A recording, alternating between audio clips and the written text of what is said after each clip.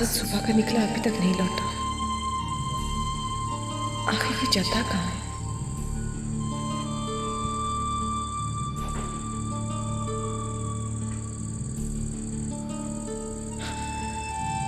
अब तो अक्सर रात को घर से बाहर रहने लगा है। कहीं ये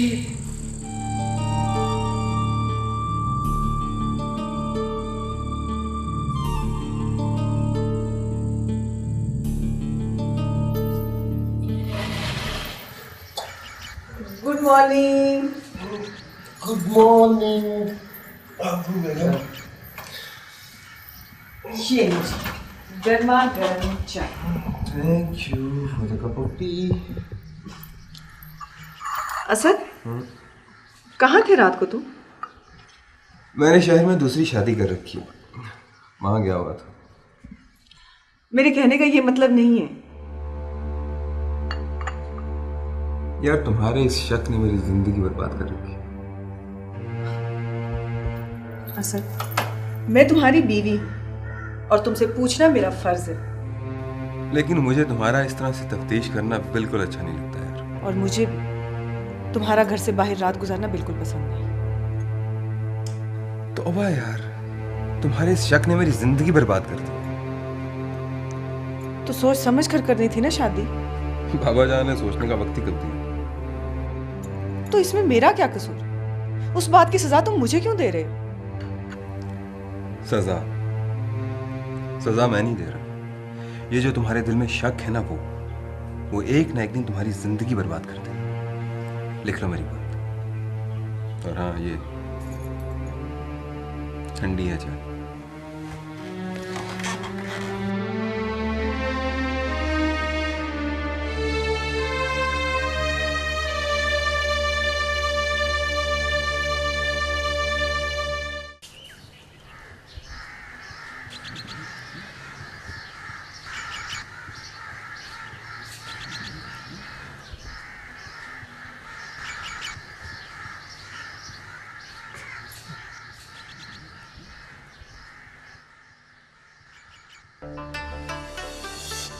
असद बेटा, मैं बिलाल की वजह से बहुत परेशान हूँ।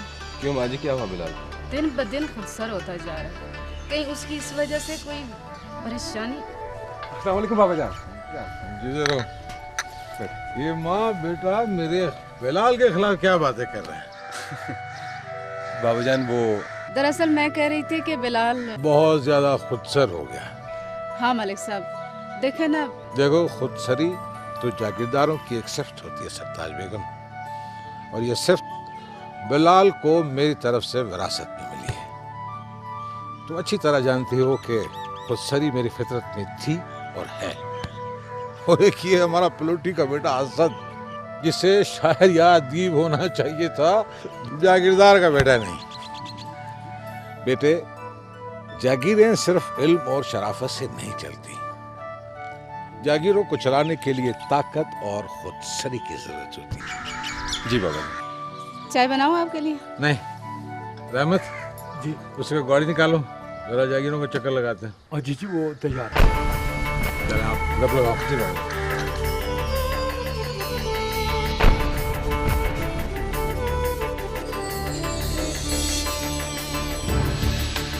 बहुत मुश्किल है।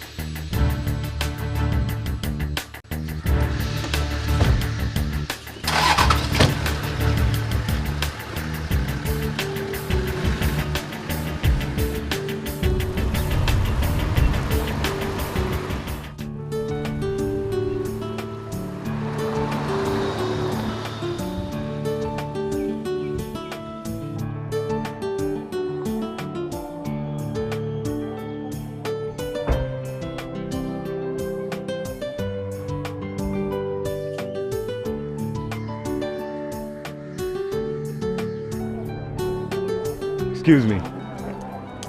इस तरह रास्ता रोकने का मतलब? मैं कॉलेज यूनियन का इलेक्शन लड़ रहा हूँ। फिर? मुझे आपसे आपका वोट चाहिए। पहले वोट मांगने का सलीका सीख लो, उसके बाद सिदारती इलेक्शन लड़ना, समझे?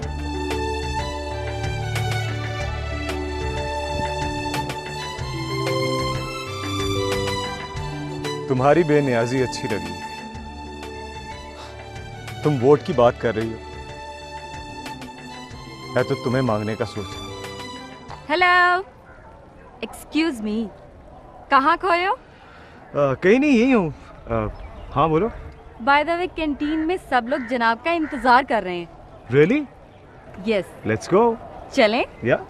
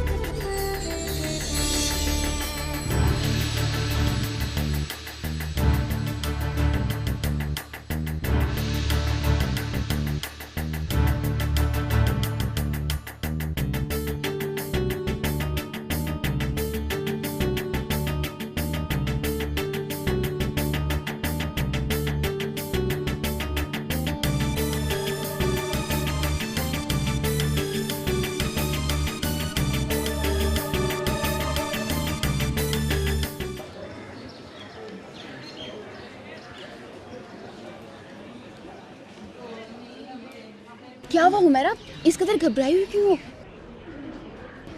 कुछ नहीं। मुझे तो लगता है मोहतरमा, आज फिर मलिक बिलाल के साथ तुम्हारा आमना सामना होगा। मेरी यहाँ जान पे बनी और तुम्हें मजाक सूझ रहा है? माय डियर, बिलाल विलन नहीं, कॉलेज का हीरो और हमारे गांव के मलिक जहांदाद का लाडला बेटा है। शाजिया प्लीज तुम अपनी बकवास बंद करोगी? चले?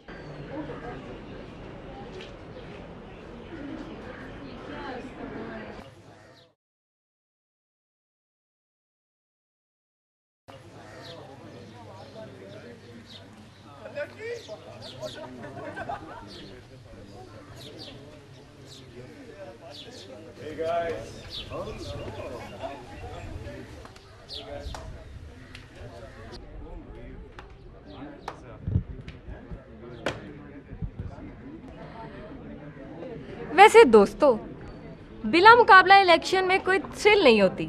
बात तो तुमने ठीक की है, लेकिन अब थ्रिल पैदा हो गई है। क्या बात है काशिफ? चौधरी सफदर ने तुम्हारे खिलाफ इलेक्शन लड़ने का ऐलान कर दिया है। क्या क्या कहा तुमने? जो कुछ तुमने सुना, मैंने बिल्कुल वही कहा है। मैंने भी उसे समझाने की कोशिश की, मगर शायद तुमने उसे इस तरह से समझाने की कोशिश नहीं की कि जो मेरी मुखालफत में खड़ा होता है उसके साथ मैं क्या सलूक करता हूँ। हर बात समझाने की कोशिश की है, लेकिन उसका फैसला हतमी और अटल लगता है। लगता है चूंटी के पर निकला है। क्या मतलब बिलाल? जब चूंटी की मौत आती है तो वो उड़ने लगती है, बिल्कुल उसी तरह जिस तरह चौधरी सफदर उड़ने की कोशिश कर रहा है।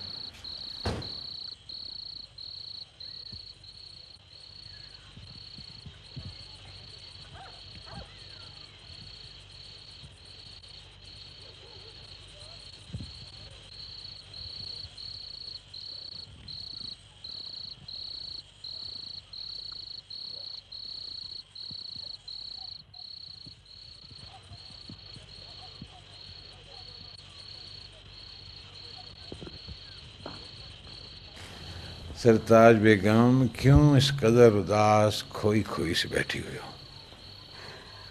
कुछ नहीं मलिक साहब, आप थके हुए हैं, चलकर आराम कर लें। मुझे कुछ नहीं होता, मुझे बताओ कि बात क्या है? असद बेटे की शादी को 3 साल हो गए, आबरू बहू की गोद हरी नहीं। और पगली, कुदरत को अभी ये मंजूर नहीं होगा कि मलकजान दाद बूढ़ा होकर दादा अबू कहलाए। लेकिन मुझे दादी बनने की ख्वाहिश हसरत में बदलती नजर आ रही है। अल्लाह बेहतर करेगा। चलो चल कर आराम करो, उठाओ।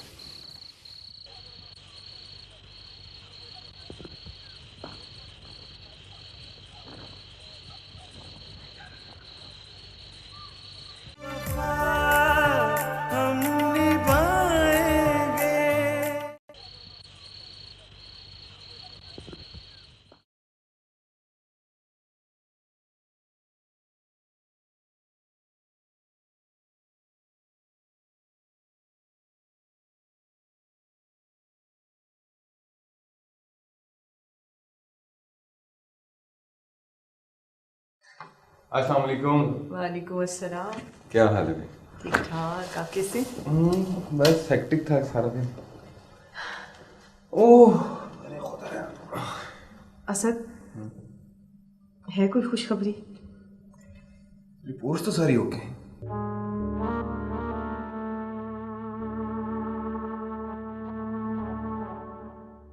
असद, हमारी शादी को 3 साल हो गए, रिपोर्ट्स भी सारी ओके हैं, फिर भी परेशान होने का फायदा? अब हर चीज तो इंसान के बस में नहीं। लेकिन मुझे तो बहुत डर लग रहा है। औलाद ना होने की सजा हमेशा औरत को ही दी जाती है। यार बे औलाद होना कोई जुर्म थोड़ी है जिसकी सजा दी जाए। फिर भी असद, मेरी परेशानी तो रोज रोज बढ़ती ही जा रही है। मुझे लगता है कि तुम दिन ब दिन वहमी होती जा रही हो, और वहम का एक ही इलाज है कि बेबुनियाद खदशात को दिल में जगह न दीजिए, और जब शोहर थका मांदा घर आए तो अपने खूबसूरत हाथों से उसको गर्मा गर्म चाय पिलाई जाए। जी जरूर, अभी बना कर लाएं।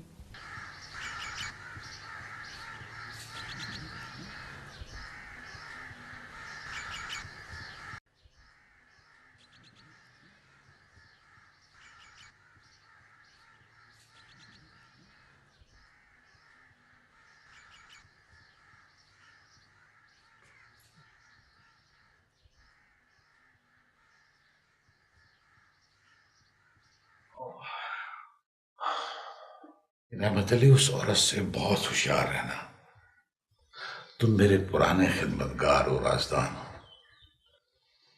एक कहावत है कि मोहब्बत में नाकाम औरत के इंतकाम से शैतान भी पनाह मांगता है। जी, मैं आपकी बात समझ गया हूँ। कभी कभी गफिल मत होना। जी, वो गफलत करने कब देती है? मेरी जिंदगी में तो वो सरताज हाउस की तरफ देखने की जुर्रत भी नहीं करेगी, लेकिन मेरे बाद वो कुछ भी कर सकती है। अल्लाह आपको लंबी जिंदगी दे मलिक जी। ख्वाहिश तो मेरी भी है कि बिलाल की शादी देख लो। अल्लाह आपको बिलाल बेटे की खुशियां भी दिखाएगा। कोशिश तो कर रहा हूं रहमत अली, पर जिंदगी का क्या भरोसा।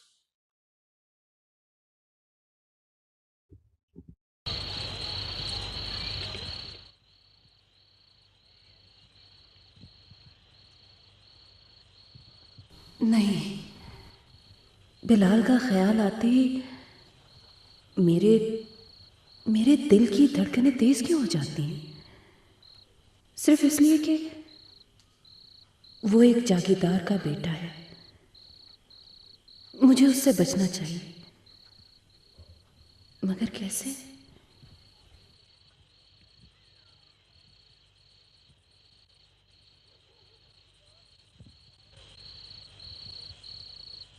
जिंदगी गुजर गई मलिक जहांदाद, लेकिन तेरी मोहब्बत की कसक अब भी दिल में जिंदा है। किसी ने सच ही कहा है, प्रीत भोली होती है और प्रीतम होशियार। तुमने मौके से फ़ायदा उठाया, मेरी मोहब्बत पर सरताज के 100 मुरब्बों को तरजीह दी। अब मैं भी मौके की तलाश में हूँ, और तुम जानते ही होगे कि नाकाम औरत घास में छुपी नाकन की तरह होती है।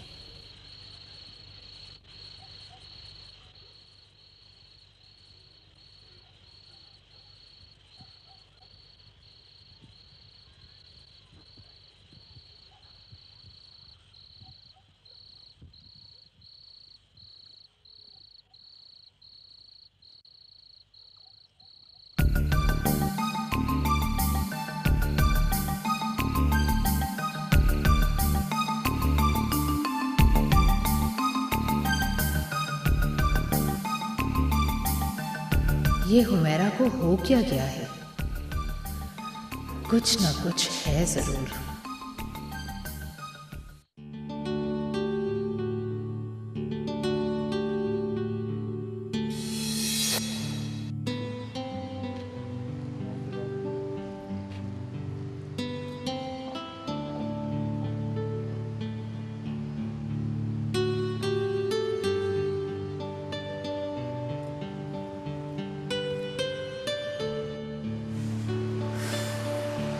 किस तरह खूबसूरत शादी। हाँ, और अगर ऐसे में बिलाल आ जाए तो? शादी की बच्ची बताओ नहीं तो। यार तुम बिलाल से तो डरते क्यों? सियाने कहते हैं कि अमीरों की दोस्ती और दुश्मनी दोनों से डरना। अच्छा, और अमीरजादे की मोहब्बत के बारे में सियाने क्या कहते हैं? अमीरों की मोहब्बत से पनाह मांगनी चाहिए। शहजादे सलीम ने भी तो एक मामूली सी कनीज से मोहब्बत की थी। उस कनीज का अंजाम जानती हो क्या हुआ? जो लोग अंजाम का सोचते हैं वो आगाज कभी नहीं कर पाते, और जो लोग अंजाम के बारे में नहीं सोचते वो दीवारों में चिनवा दिए जाते हैं।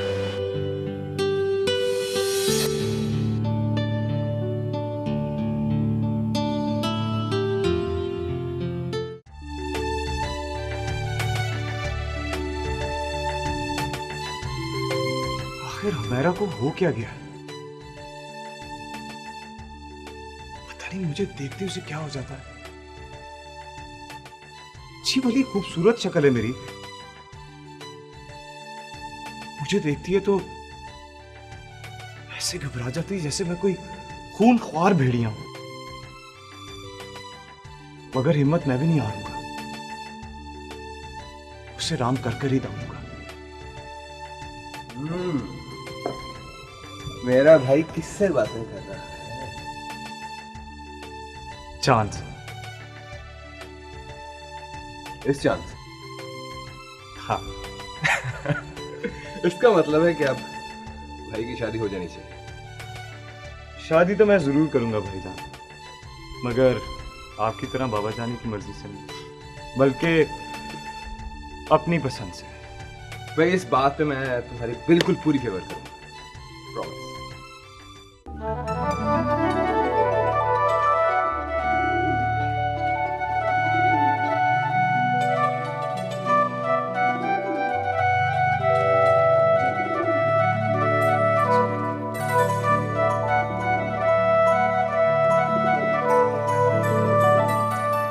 बेटा एक बात याद रखना, जो लोग डरते हैं ना, दुनिया वाले उन्हें उम्र भर डराते हैं। मैं देखती हूँ।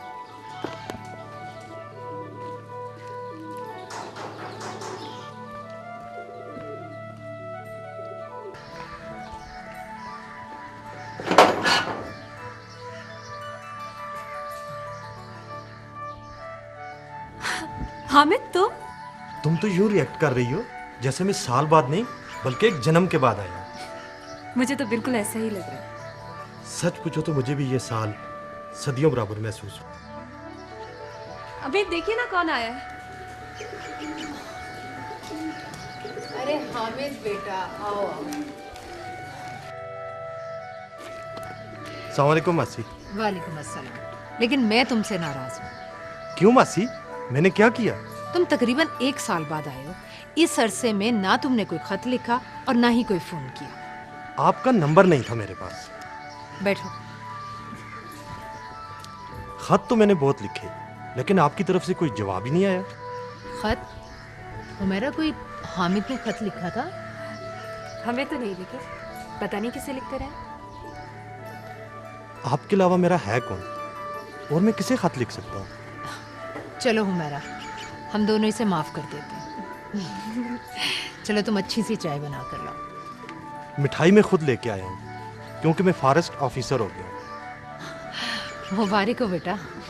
अब तो अच्छी सी चाय जरूर मिलेगी। मैं लेकर आती हूँ।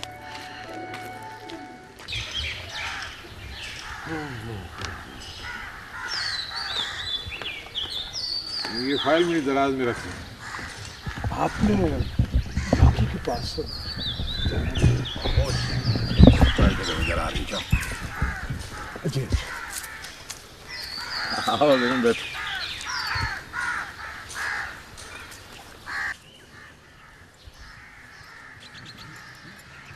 रात आप बिलाल बेटे की सरकशी को लगाम देने की बात कर रहे थे। हाँ, मैंने बिलाल बेटे की शादी कर देने का फैसला किया है। क्या मैं पूछ सकती हूँ कि आपने किसको बहू बनाने का फैसला किया?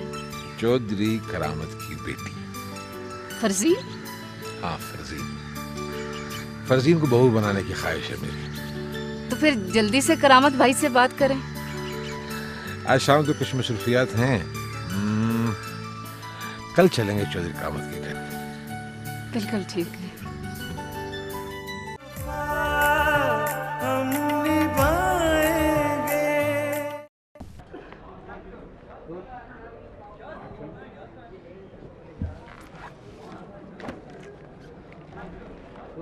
ये महज तुम्हारा वहम है, क्योंकि बिलाल नहायत ही अच्छा और सुलझा हुआ लड़का है। सियाने कहते हैं कि अमीर आदमी की दोस्ती और दुश्मनी दोनों से बचो। अच्छा, मुझे नहीं लगता कि तुम बचोगी। क्या मतलब? इसलिए कि वो देखो बिलाल इधर ही आ रहा है। कहाँ?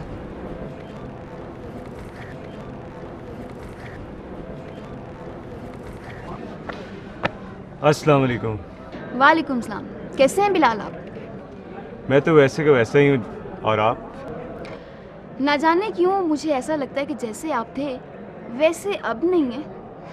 नहीं, आप गलत समझ रही हैं। चौधरी सफदर के मेरे मद्दे मुकाबले होने में मुझे कोई मसला नहीं है। भाई मेरा वोट तो आपका है, बाकी आप इनसे पूछ लें। जनाब इज़्ज़त माब हुमैरा साहिबा, बंदा नाचीज़ बनफ्से नफीस, आपके हुजूर दस बस्ता हाजिर।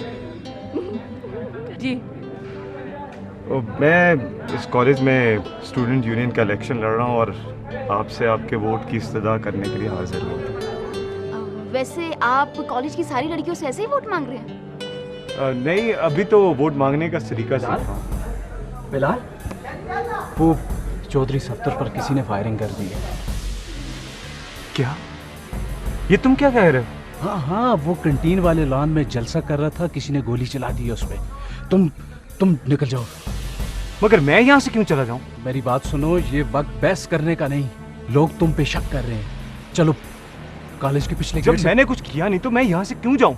मेरी बात को समझो ना। चलो आओ।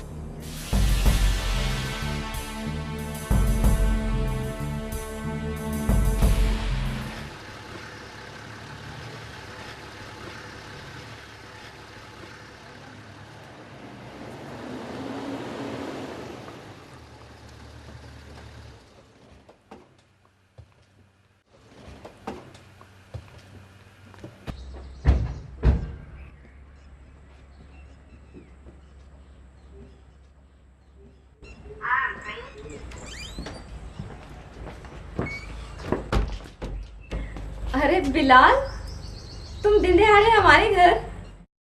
हाँ, वो एक्चुअली बात दरअसल ये है कि हाँ बिलाल, क्या बात है?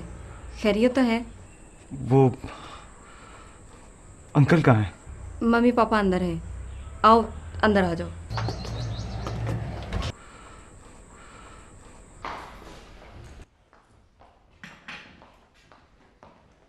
पापा, बिलाल। वालेकुम अस्सलाम। कैसे हो बेटा? ठीक ठाक अंकल, आप कैसे हैं? अस्सलाम वालेकुम जी। अस्सलाम वालेकुम अंकल। ऐसे आओ बैठो।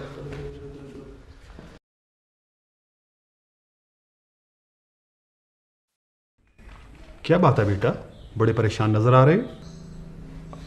अंकल, वो कॉलेज में मेरे सियासी मुखालिफ चौधरी सफदर पर किसी ने गोली चला दी है। वो शदीद जख्मी है और उसका इल्ज़ाम मुझ पर लगा दिया गया। मगर इल्जाम तुम पे क्यों आ रहा है? थानेदार साहब, आप मेरी बात को क्यों नहीं समझ रहे? जो कुछ भी हुआ है बिलाल के बियाह पे हुआ है। आप एक बार फिर सोच लें चौधरी साहब, आप एक बहुत बड़े आदमी के बेटे पे इल्जाम लगा रहे हैं। थानेदार साहब, अगर मेरा बेटा जख्मों की ताब ना ला सका तो फिर मैं उस बड़े आदमी को भी देख लूंगा और तुम्हें भी। ऐसी बात नहीं है चौधरी साहब, मैं पूरी ईमानदारी के साथ तफ्तीश कर रहा हूं और अगर बिलाल पर जुर्म साबित हो गया तो उसके साथ कोई रियायत नहीं बरती जाएगी। फरजीन बेटा, जहांदाद अंकल को फोन करेंगे वो हमारे यहाँ आ जाएं। जी पापा, मैं अभी अंकल को फोन कर देती हूँ। फिक्रमंद होने की बिल्कुल जरूरत नहीं।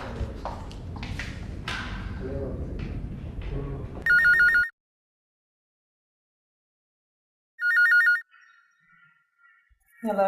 हाँ अब्रू, मैं बोल रही हूँ। अरे फरजीन, तुम कैसी हो? ख्यालों में से वक्त निकाल कर जनाब को हमारा ख्याल कैसे आ गया? ये गिले शिकवे करने का वक्त नहीं है अब्रू, निहायत इमरजेंसी है। कैसी इमरजेंसी? कॉलेज में बिलाल के खिलाफ बहुत बड़ी साजिश हो गई है। साजिश? कैसी साजिश? बिलाल के मुखालिफ सफ्तर पर किसी ने गोली चला दी है और इल्ज़ाम बिलाल पर आ रहा है। Oh my God. अच्छा ठीक है, मैं अभी बताती हूँ। खुदा हाफिज।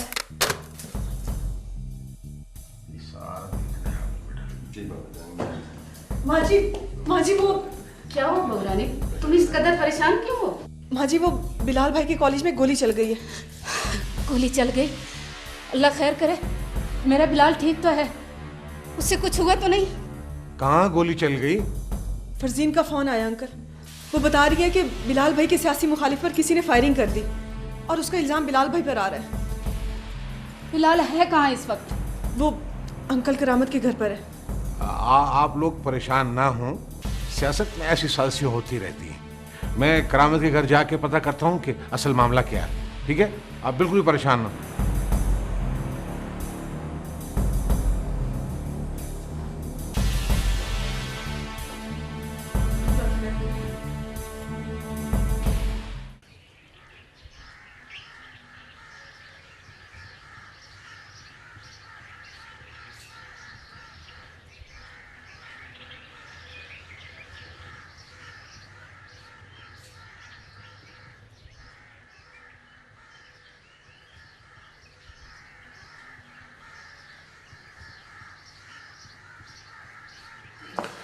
हुमैरा, क्या बात है, तुम इतनी घबराई भी क्यों हो? अम्मी जी आज कॉलेज में गोली चल गई है। गोली? तो फिर? पुलिस मलिक जहादात के बेटे बिलाल को ढूंढती फिर रही है। अच्छा, तो इसका मतलब है कि गोली मलिक जहादात के बेटे ने चलाई और सांसें तेरी उखड़ रही हैं। नहीं अम्मी, बिलाल तो उस वक्त वहाँ मौजूद ही नहीं था। लेकिन तुझे कैसे पता कि वो उस वक्त वहाँ मौजूद नहीं था? इसलिए कि मेरे और शाजिया के साथ वो तो कॉलेज की लड़कियों से वोट मांगता फिर रहा था। ओह, तो असल बात ये है। नहीं अम्मी, वो हुमैरा, अपने कमरे में जाओ, कपड़े चेंज करो और आराम से खाना खाओ। जाओ, शाबाश। जी।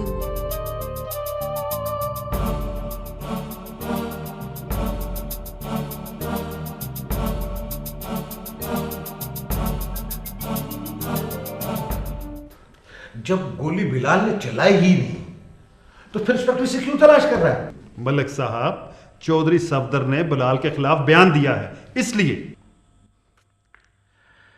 काशिफ, सच सच बताओ, असल बात क्या है? जी अंकल, मैं बिल्कुल सच कह रहा हूँ कि बिलाल उस वक्त जाए वकूआ पर था ही नहीं। ये तो अपने गांव की लड़कियों से वोट मांग रहा था। गांव की लड़कियां? जी बाबा जानी, मैं तो इस वक्त शाजिया और हुमैरा से वोट की बात कर रहा था। चौधरी करामत, तुम जाके इंस्पेक्टर से बात करो कि बिलाल बेगुनाह है। अब तो हम इसकी बेगुनाही साबित भी कर सकते हैं। जी अंकल, मैं भी गवाही देने के लिए तैयार हूं कि बिलाल बेगुनाह है। काशिफ को साथ ले जाओ और इसका बयान कलमबंद करो।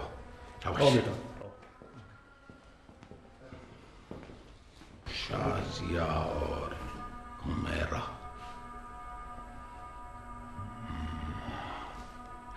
बेटा, तुम जाके अपनी अम्मी को फोन करो, परेशान हो रही होगी, उसे कहो कि यहाँ सब खैर है। ठीक है बाबा जानी।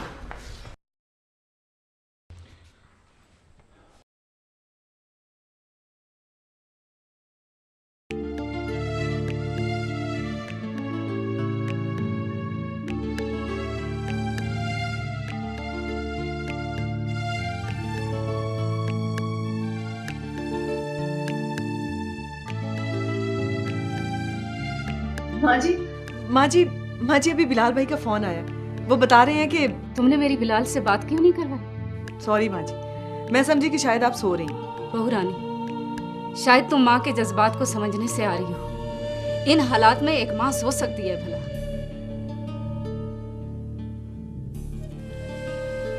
सॉरी बहू रानी, मेरा मतलब मेरा मतलब वो नहीं था। क्या कहा है बिलाल ने? असद और अंकल थाने पहुंच गए हैं। उम्मीद है शाम तक मामला क्लियर हो जाएगा। काशिफ और कुछ लड़कियां इस बात की गवाह हैं कि बिलाल भाई वहां मौजूद नहीं थे। इस लड़के को समझा समझा कर थक गई हूँ। अल्लाह जाने कब अक्ल आएगी इसको। काशिफ का बयान कलमबंद हो गया। इंस्पेक्टर क्या कहता है? वो कहता है कि अगर वो दो लड़कियां बिलाल के हक में गवाही दे दे तो उसे बेगुनाह लिख देगा। हाँ तो ठीक है, मैं गांव जाके पता करता हूँ कि वो दो लड़कियां कौन हैं। मलिक साहब, आपको यकीन है कि वो दो लड़कियां बिलाल के हक में गवाही दे देंगी? कैसी बात कर रहे हो चौधरी? मेरे गांव की बच्चियां और मेरे बेटे के लिए गवाही नहीं देंगी, ये कैसे मुमकिन है? ये बात तो है मलिक साहब। ये ले सैलड लेना, आप तकल्लुफ ना करें।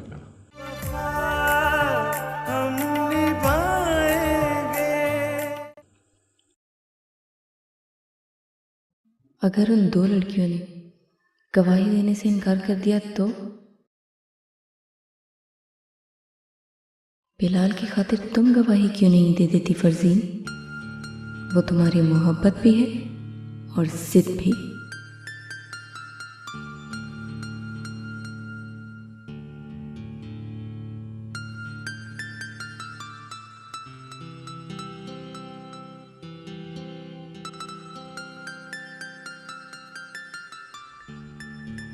हाँ, बिलाल की खातिर गवाही मैं दूंगी,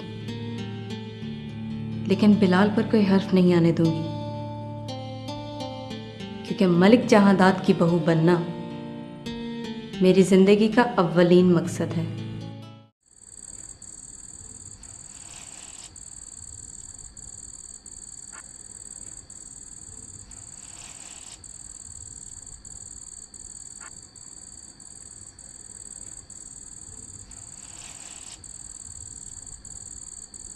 आओ बिलाल, खाना खा लो।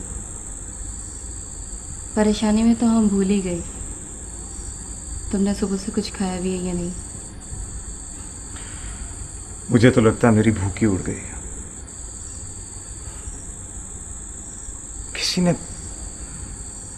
किसी ने मेरे खिलाफ कोई बहुत बड़ी साजिश की है और अल्लाह बेहतर जानता है कि उसके पीछे किसका हाथ है। फिलहाल हमें ये सोचना चाहिए कि वो लड़कियां गवाही देंगी या नहीं।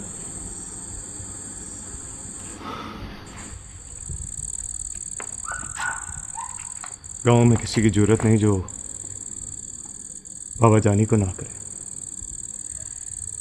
इस झंझट में पड़ने की बजाय तुम लोगों को मेरा नाम लिखवाना चाहिए था।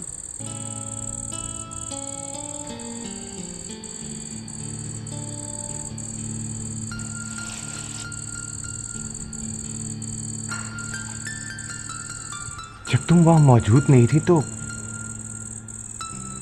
झूठी गवाही कैसे देती? जब गोली तुमने चलाई ही नहीं तो गवाही झूठी कैसे?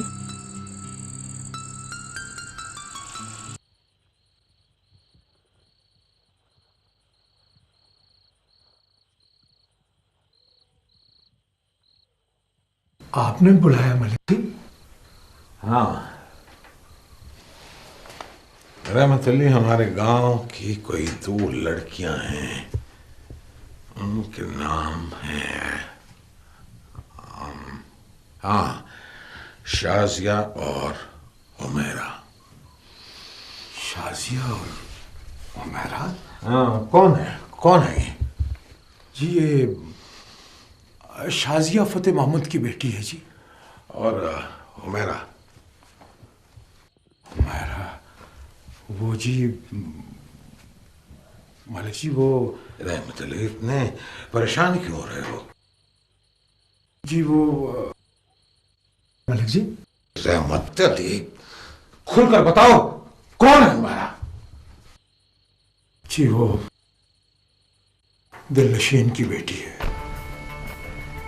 दिलनशीन?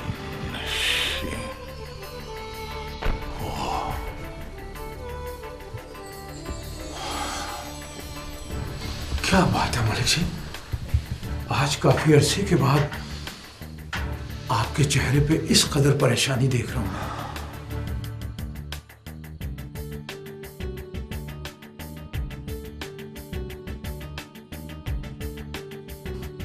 जिंदगी में आज पहली बार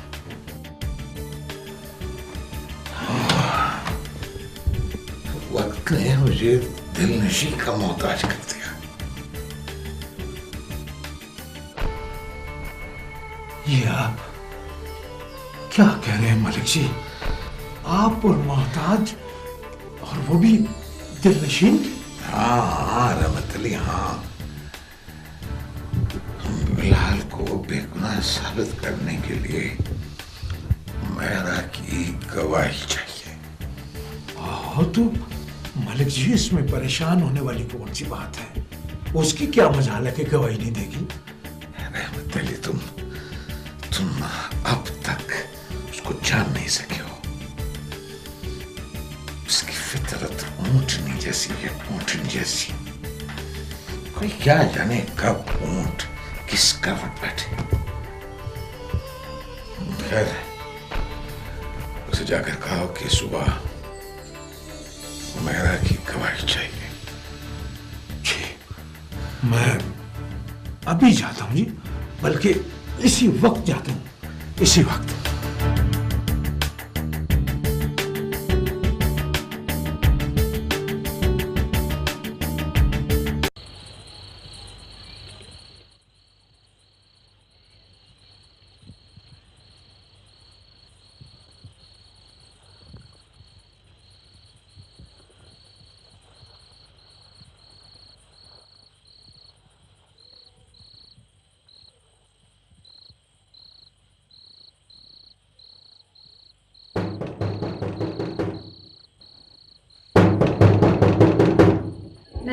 नहीं, ठहरो, मैं जाती हूँ।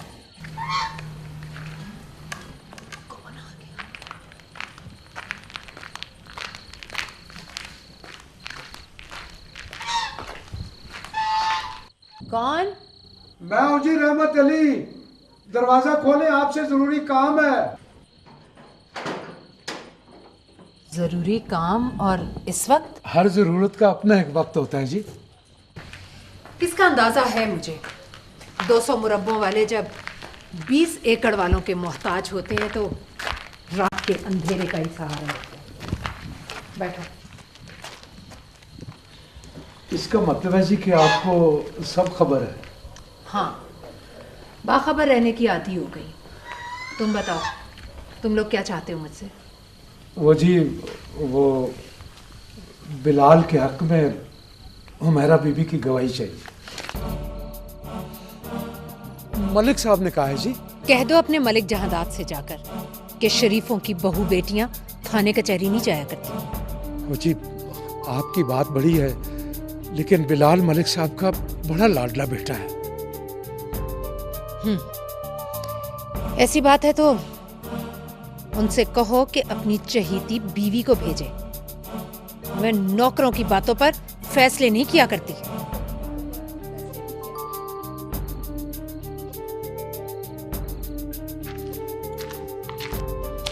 मलिक जहादात।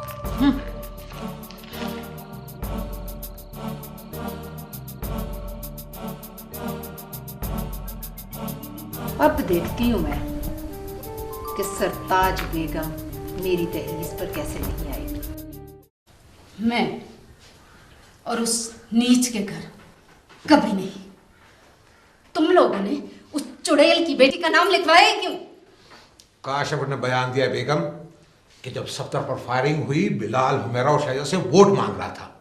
हमें क्या पता हुमैरा किसकी बेटी है। कोई जरूरत नहीं उसकी गवाही की, कोई और बंदोबस्त करो। सरताज मेरे घर आए।